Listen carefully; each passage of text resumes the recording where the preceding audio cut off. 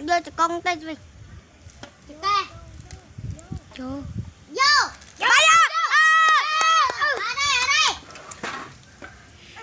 Bà bạn ơn. Bao ban ngon. Ở đâu đã môi xanh. Bao tộc xanh. Đồng xa nó miên tập môi xanh man đấy ta. Dạ. Bao ban môi á.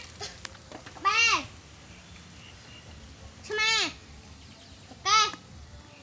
Vô. Bay ra. Ba lên chạy. Muối bán muối mai. Chma. Chia. Các bạn.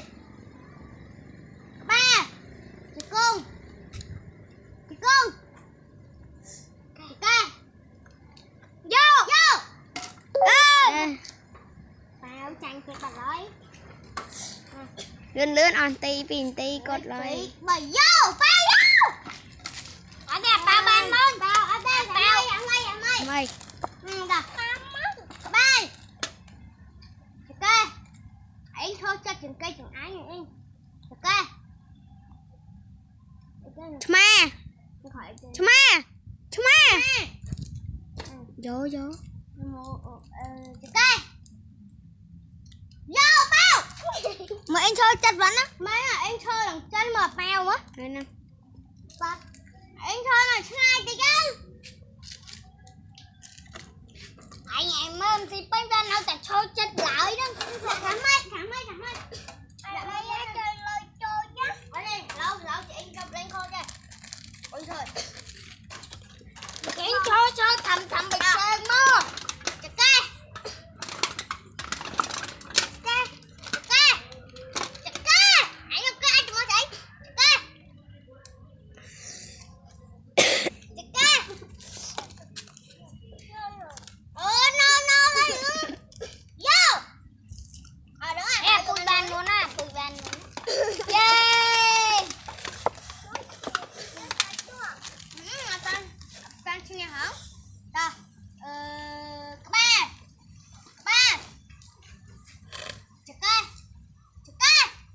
Hai tao tôn chặt ca.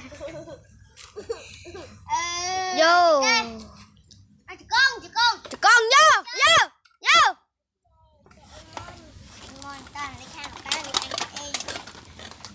Ơi buồn đi quá là tôi thôi. Ơi bèm ném ơi. Vô rô ghé mấy xem. Nhóm pin này bằng khôn.